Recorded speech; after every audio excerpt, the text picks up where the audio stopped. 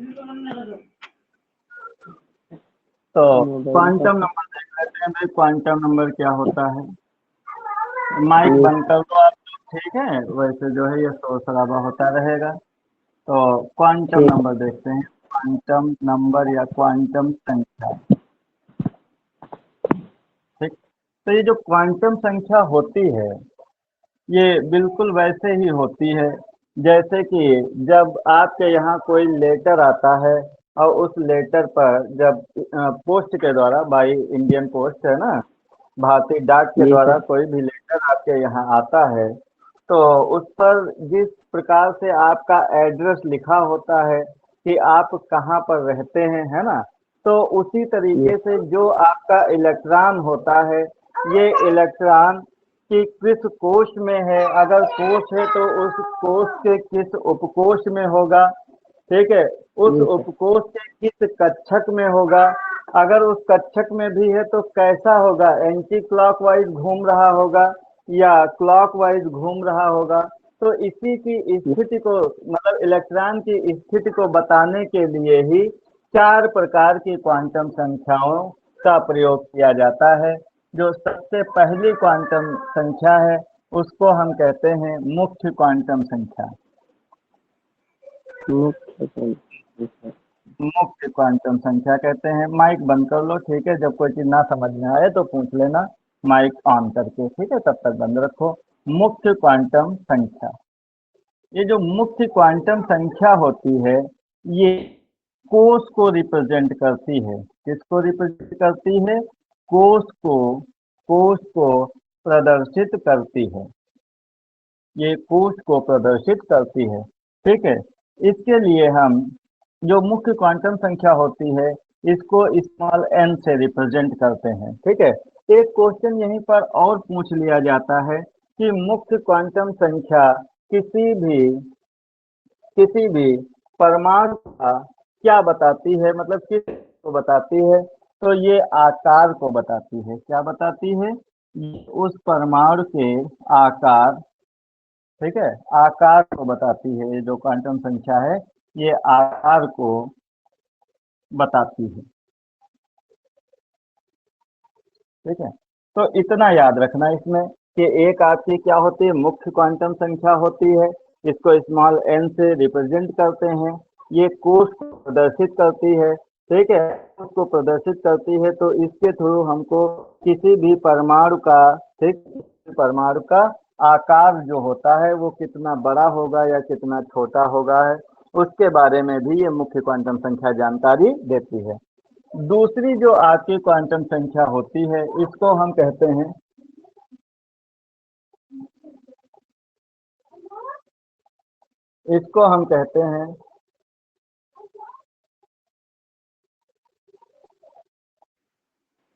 दिगंशी quantum संख्या sir. ये देखो यहाँ है इसके अंदर, देखो इसके नीचे देखो। गगन, हाँ। दिगांशी। हाँ, दूसरी हाँ सर दिगंशी देख। होती है। उसके पहले बता दें, अभी बिट्टू की जो है, हाँ, धुनी, हाँ, अब वो जो है चारपाई, हाँ, चुपचाप जो है छुप और इधर उधर से ढूंढा जा रहा है। अभी सोई तो नहीं है सर। अरे नहीं यार, हाँ, जब तक हम नहीं पहुंचेंगे सोएगी नहीं। ये मुख्य क्वांटम संख्या, इतना समझ में आया। अभी हम और इसको एक्सप्लेन करेंगे। दूसरा होता है वो दिगंशी क्वांटम संख्या होती है। दिगंशी क्वांटम संख्या, दिगंशी क्वांटम संख्या होती है। इसको स्मॉल एल से रिप्रेजेंट करते हैं, ठीक है। ये क्या बताती है? तो ये उपकोष को बताती है। किसको बताती है? उपकोष, कि जो इलेक्ट्रॉन है वो किस उपकोष में है, ठीक है, और उपकोष को बताती है। और इसके साथ साथ ये किसी की भी आकृति को बताती है कि उसकी आकृति कैसी होगी। आकृति से मतलब यह है कि आप जानते हैं कि अगर एस उपकोष होता है, एस उपकोष, तो इसकी जो आकृति होती है वो आपकी कैसी होती है? गोलाकार होती है। कैसी होती है? गोलाकार होती है, ठीक है। दूसरा आपका होता है पी उपकोष। पी उपकोष की जो आकृति होती है वो डंबल जैसी होती है, डंबल जैसी होती है। और जो आपका डी उपकोष होता है, डी उपकोष होता है, इसकी जो आकृति होती है वो डबल डंबल, वो डबल डंबल, डबल डंबल, ठीक है। और जो आपकी एफ की आकृति होती है, ठीक है, इसकी आकृति हम आपको बाद में दिखाएंगे। ये बहुत ही कॉम्प्लेक्स होती है, बहुत ही जटिल होती है।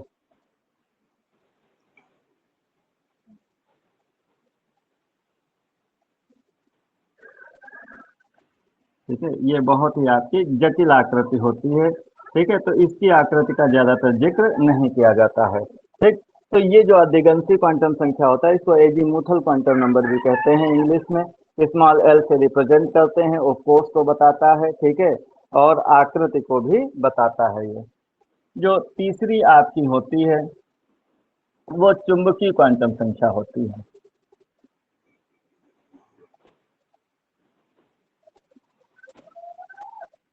चुंबकीय क्वांटम संख्या होती है, ठीक है। चुंबकीय क्वांटम संख्या स्मॉल एन से इसको रिप्रेजेंट करते हैं। अगर पूछे ये क्या बताता है तो ये विन्यास को बताता है। ये किसको बताता है? विन्यास को बताता है। जो आपका परमाणु होगा उसके विन्यास को बताता है। ये आपका चुंबकीय क्वांटम नंबर। और जो चौथा आपका होता है ये चक्रण क्वांटम संख्या होती है। चक्रण क्वांटम संख्या, ठीक है, इसको स्मॉल एस से रिप्रेजेंट करते हैं। स्मॉल एस से इसको रिप्रेजेंट करते हैं, ठीक है। ये इलेक्ट्रॉन के चक्रण को बताता है कि जो इलेक्ट्रॉन है उसका चक्रण क्लॉकवाइज है या एंटी क्लॉकवाइज है। तो इलेक्ट्रॉन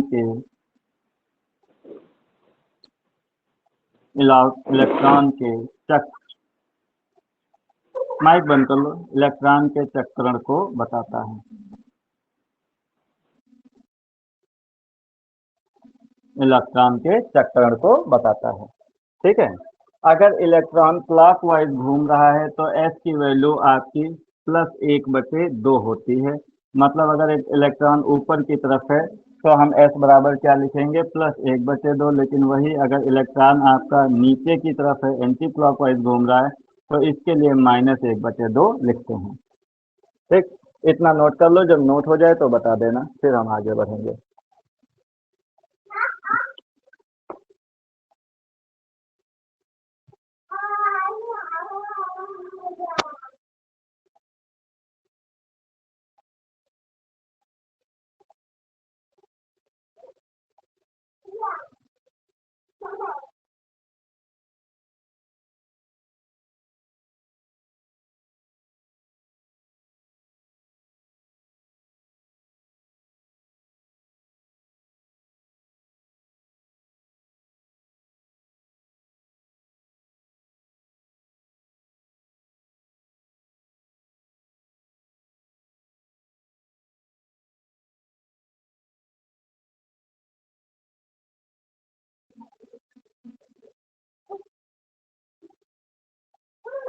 दिख रहा है सब? थोड़ा सा छूट रहा है हमें लगता है। तो दिख रहा है, दिख रहा नहीं है, सर, दिख रहा है सर पूरा। अच्छा, ठीक। सर ये एफ उपकोष जटिल क्या लिखा है सर? एफ उपकोष ये जटिल जटिल संरचना इसकी होती है। मतलब इसमें बहुत सारे उपकोष होते हैं। ये जो आपके हैं, ठीक है, डंबल जैसे, वो बहुत सारे होते हैं, तो इसकी बहुत जटिल संरचना होती है, ठीक है। जी। तो इसीलिए इसको जो है ज्यादातर जो है इसको नहीं पढ़ाया जाता है या नहीं पढ़ते हैं। इसको हम आपको 3D स्ट्रक्चर कल दिखाएंगे। जब आप आओगे तो इसको हम फोन में, मोबाइल में दिखाएंगे इसको।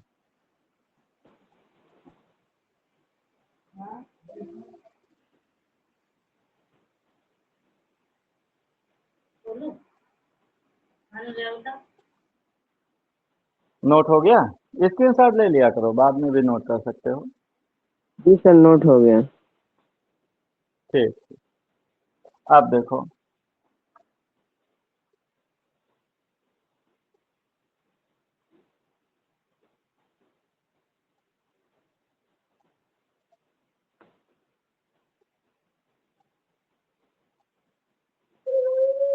अब जैसे हम एक एग्जांपल ले लेते हैं। क्वेश्चन है, ठीक है, क्वेश्चन है। पहला क्वेश्चन देखो, कहे कि नाइट्रोजन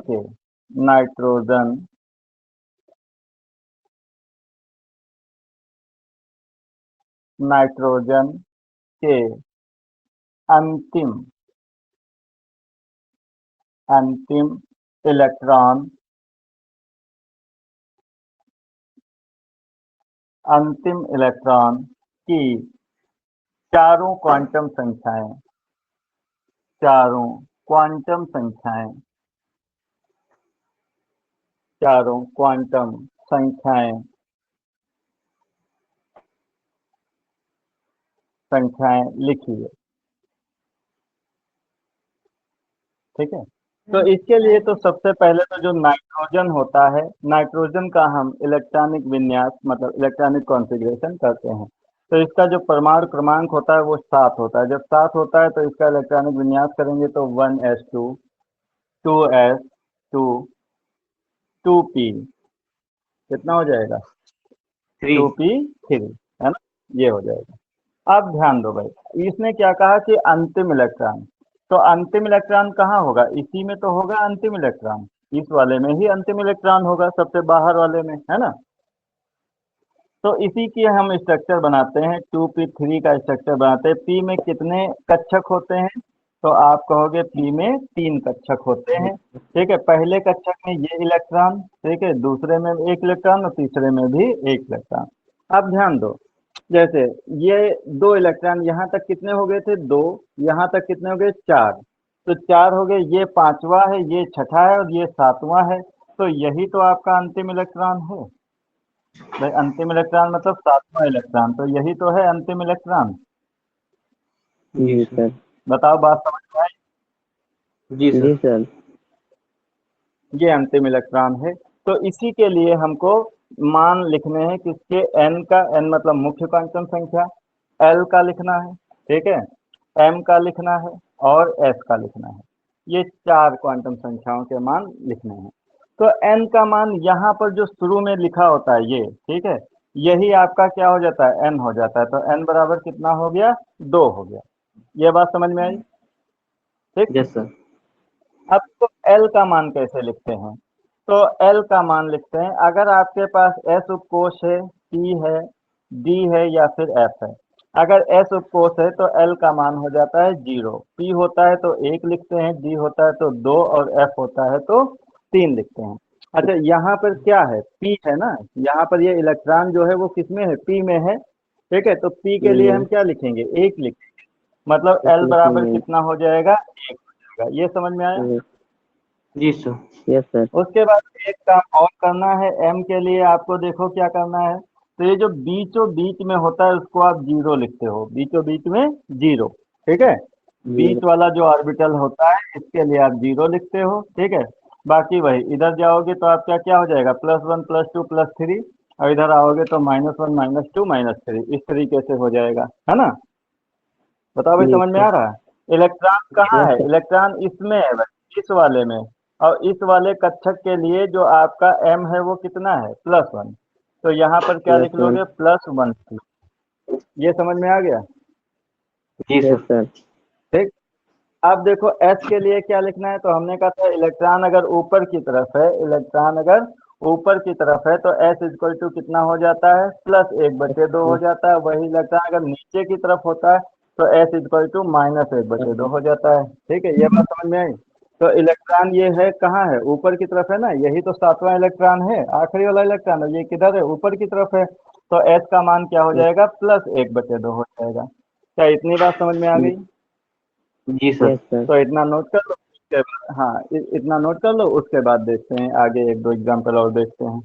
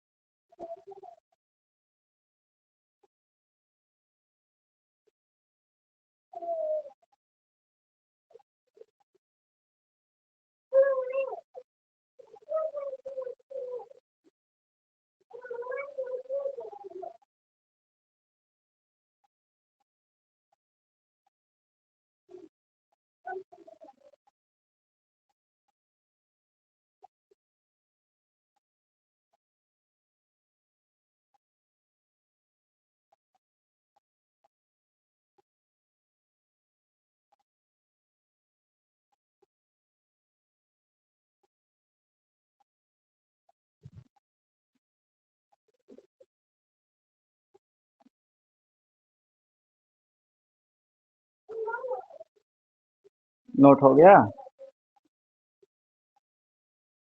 यस सर। अब देखो, अगर यहाँ पर हम कह दें ये जो अंतिम इलेक्ट्रॉन है ये अंतिम हटा दें और इसकी जगह हम कह दें कि नाइट्रोजन के पांचवें इलेक्ट्रॉन, ठीक है, पांचवें इलेक्ट्रॉन की चारों क्वांटम संख्याएं लिखिए, ठीक है। तो अब देखो इलेक्ट्रॉनिक विन्यास वैसे ही करेंगे, ठीक है, 1s2 2s2 2p3, ठीक है, 2 2 4 और 3 7। अब देखो पांचवा इलेक्ट्रॉन कहाँ होगा भाई, इसमें कितने हैं, 2 इलेक्ट्रॉन, इसमें कितने हैं, 2, तो यहाँ तक तो आपके कितने हो गए, 4 इलेक्ट्रॉन हो गए यहाँ तक कितने हो गए, 4 इलेक्ट्रॉन। और उसके बाद यही वाला तो होगा पांचवा, ये आपका पांचवा हो जाएगा, ये इलेक्ट्रॉन छठा हो जाएगा और ये आपका सातवां हो जाएगा। ये बात समझ में आई? जी सर। देखो देखो इसको भाई, सबसे पहले नाइट्रोजन का इलेक्ट्रॉनिक कॉन्फ़िगरेशन करते हैं, तो ये आपका हो जाएगा,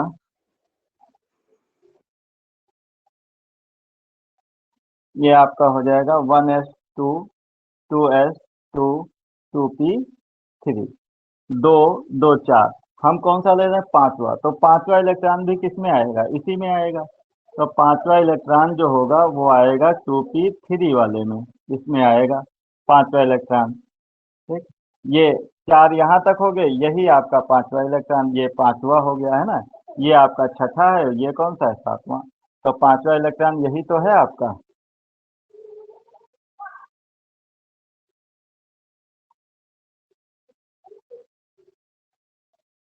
अब देखो भाई यहाँ पर, ठीक है, तो वही चीज n लिखना है आपको, l लिखना है, m लिखना है और s लिखना है।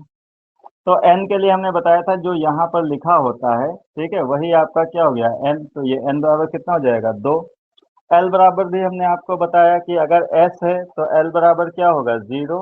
अगर p है तो l बराबर 1 लिखेंगे, अगर d उपकोष है तो l बराबर हम 2 लिखेंगे, और अगर f उपकोष है तो l बराबर कितना लिखेंगे, 3 लिखेंगे, ठीक है। तो यहाँ पर क्या है, p उपकोष है तो l का मान कितना हो जाएगा, l का मान एक 1 हो जाएगा, ये 1 हो गया है ना।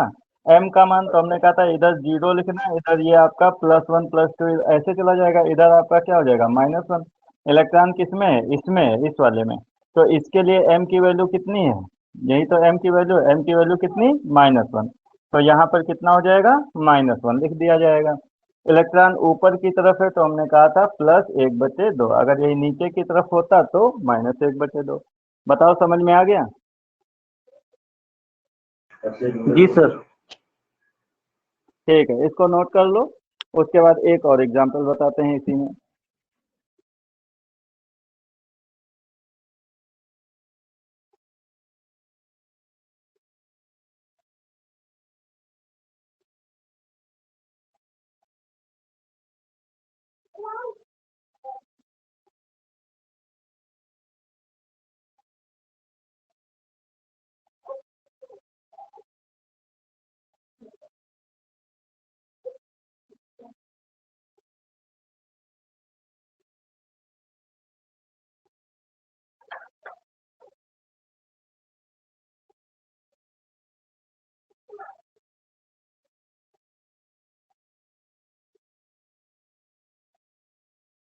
नोट हो जाए तो बता देना।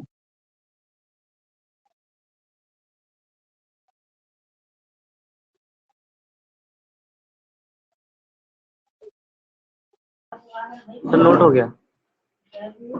ठीक, हो गया।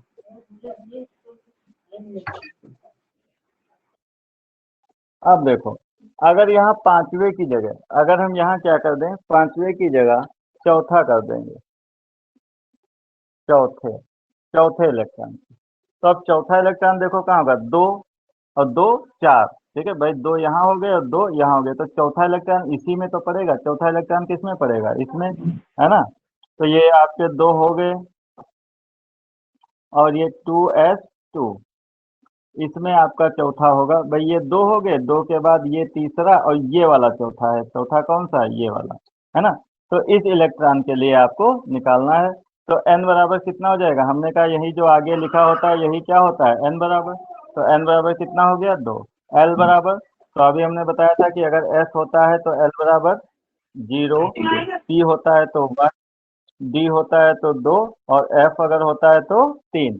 ठीक, तो यहाँ पर क्या है, अब देखो s आ गया, यहाँ पर क्या है s, तो s के लिए जो l की वैल्यू है वो क्या होती है 0 होती है, तो l बराबर क्या हो जाएगा 0।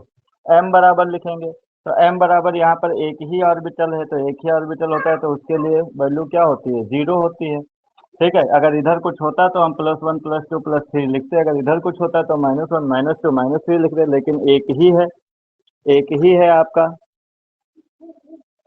एक ही है, तो आपका क्या हो जाएगा 0 हो जाएगा, तो m बराबर क्या हो जाएगा 0 हो जाएगा। s बराबर, बताओ इलेक्ट्रॉन ऊपर की तरफ है नीचे की तरफ है, चौथा इलेक्ट्रॉन जिसके लिए हम क्वांटम संख्या निकाल रहे हैं, नीचे की तरफ। नीचे की तरफ, और नीचे की तरफ है तो क्या हो जाएगा -1/2, क्या हो जाएगा -1/2। समझ में आ गया भाई? जी सर।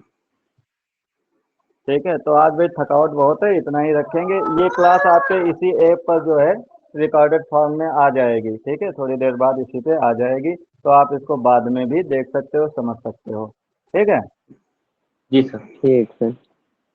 हाँ, कल सुबह आना, फिर सुबह पढ़ाएंगे। ठीक, सर जी नमस्ते। सर, नमस्ते। नमस्ते, नमस्ते, नमस्ते।